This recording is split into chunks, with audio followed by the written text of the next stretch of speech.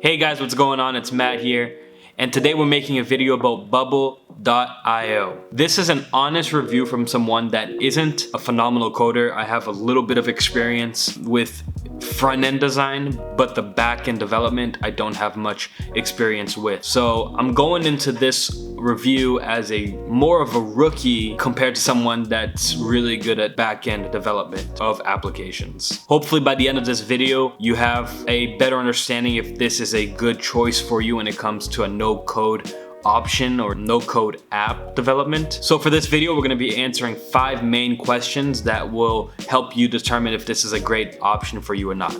So the first question we will answer today is it easy to use at signup? Meaning, as soon as you sign up, is it easy to use or is it difficult to use? Now, I've been developing my no-code app with this for about a couple weeks now on Bubble.io. I have a little bit of experience with Webflow as well that is also a no-code app for mostly front end, and then Bubble helps you a lot more with back end. For Bubble.io, right at sign up, it is very difficult to get a hang of. So Bubble.io has tons of features that you can use or tons of flexibility when it comes to this software for you to build your application. And so at first glance, for someone that's never used a no-code app, you're going to see a lot of terminology that you've never encountered before, and even the setup or how to design, especially the front end part of the app when you're trying to design a very responsive application for web or for the phone or mobile, whatever it may be, it's very difficult for you to get started. You will most likely find yourself lost. You don't know where to get started, so you'll have to watch a few videos on how to get started and what you should do and how you're going to develop the app or the idea that you have in your mind. But yeah, it's very difficult. I would recommend you watching a few videos before even jumping in, because I found, specifically to me, when I started using Bubble.io to develop this application of mine, it was very difficult for me to really understand on how to do certain things, especially since I'm coming from Webflow. I think Webflow is a much easier software to use when it comes to designing things or developing a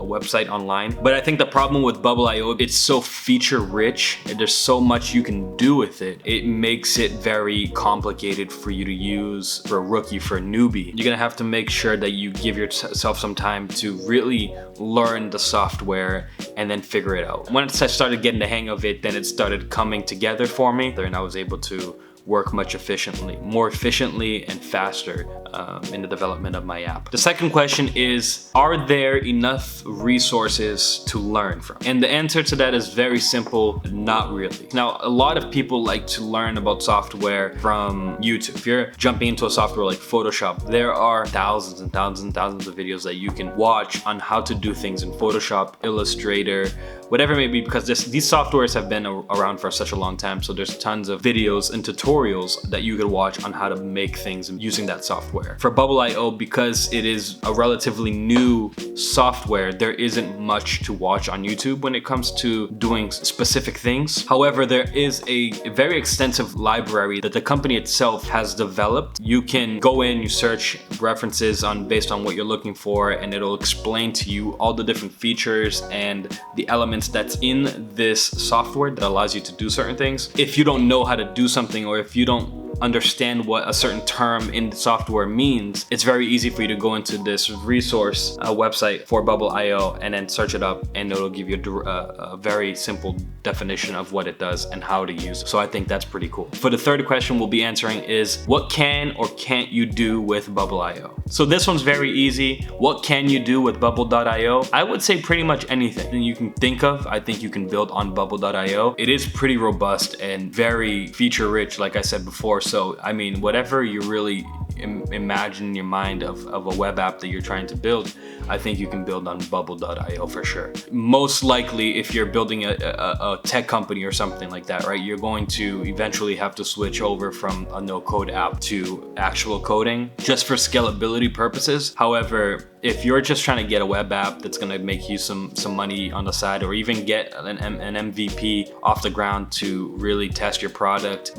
prove the concept so that you can grow it into a successful company, money, I think you can use Bubble.io for that without a problem. But definitely when it comes to building a very gigantic, you know, you're gonna be raising money, that type of thing, you're gonna be moving away from Bubble.io for sure. For the fourth question, what do I like or dislike about Bubble.io? I'll start with what I dislike about Bubble.io because it's not much of a list. So what I dislike about Bubble, how complicated it is in the beginning to get started. I wish it was a little more simpler. What I really dislike about Bubble.io is the front end design aspect of the software. Now I'm coming over from Webflow, and Webflow is very easy, very in a way automatic when it comes to designing responsive websites for mobile and desktop. However, Bubble.io is very difficult to design responsive software. I think the main reason because of that is just the way that they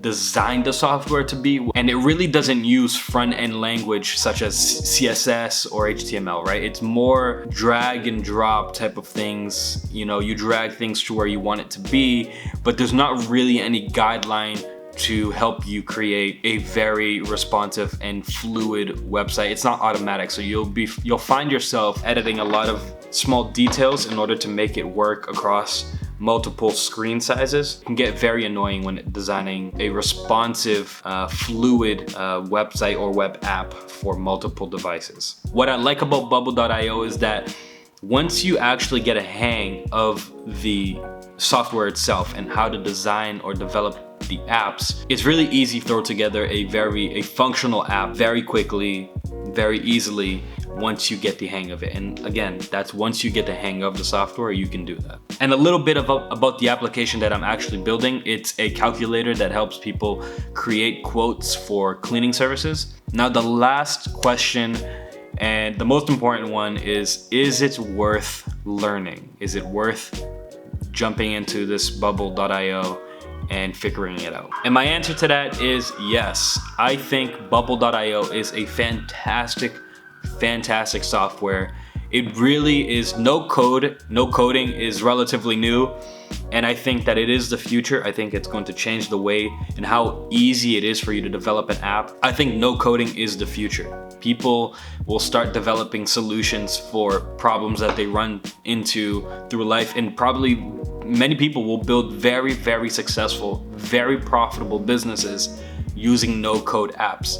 Definitely try Bubble.io. I think it's a phenomenal software, and it's definitely going to go places. It's gonna grow, and it will be much better as it grows, as time goes on, and as the developers of the software add more features. So that's it for this video. Thanks for watching. Like and subscribe, and I will see you in the next one.